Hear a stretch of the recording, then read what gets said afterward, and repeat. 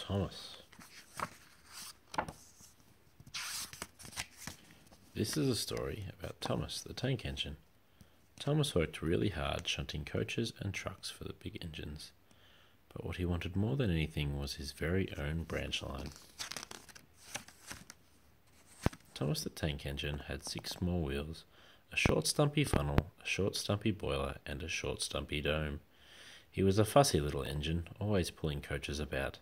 He pulled them from station to station, ready for the big engines to take out on journeys, and when trains came in he pulled the empty coaches away so that the big engines could have a rest.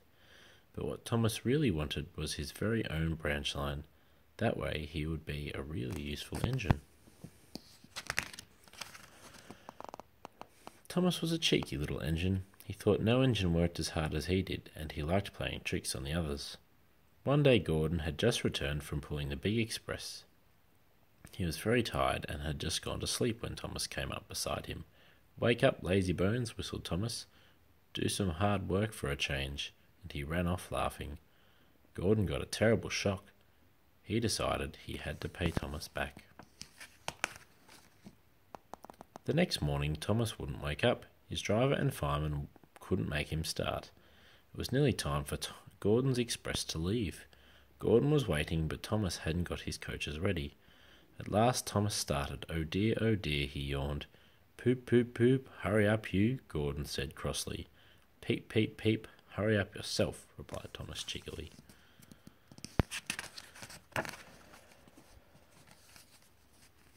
Thomas usually pushed behind Gordon's train to help him start, but he always uncoupled first, so that when the train was running nicely, Thomas could stop and go back. That morning, Gordon saw the perfect chance to pay Thomas back for giving him a fright.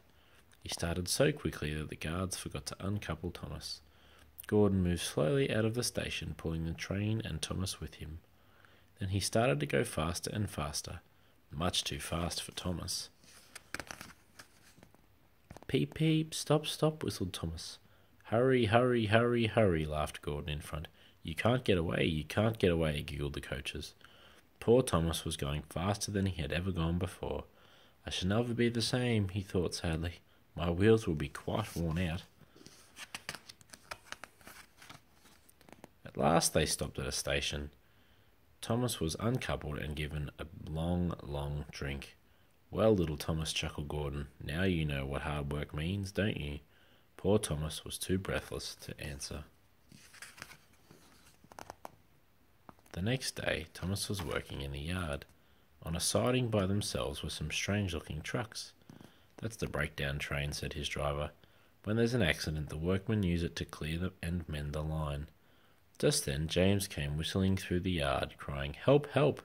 His brake blocks were on fire, and his trucks were pushing him faster and faster. James disappeared into the distance. Soon after, a bell rang in the signal box, and a man came running. "James is off the line. We need the breakdown train quickly," he shouted. Thomas was coupled onto the breakdown train, and he went off as fast as he could. "Bother those trucks and their tricks," he said. "I hope James isn't hurt." They found James and the trucks at a bend in the line. James was in a field with a cow staring at him. The brake van and the last few trucks were still on the rails, but the front ones were piled in a heap behind James.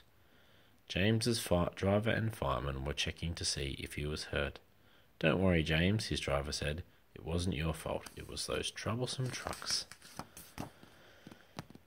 Thomas pushed the breakdown train alongside James. Then he pulled the trucks that were still on the line out of the way. Oh dear, they groaned. Serves you right, puffed Thomas crossly. As soon as the other trucks were back on the line, Thomas pulled them away too. He was hard at work all afternoon. Using 2 cranes, the men put James carefully back on the rails. He tried to move, but he couldn't, so Thomas pulled him back to the shed. The Fat Controller was waiting for them there. "Well, Thomas," he said kindly, "I've heard all about it, and I think you're a really useful engine.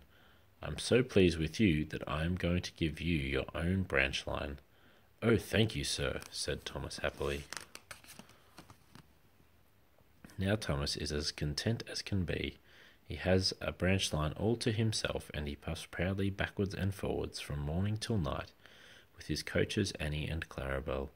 Edward and Henry stop quite often at the junction to talk to him.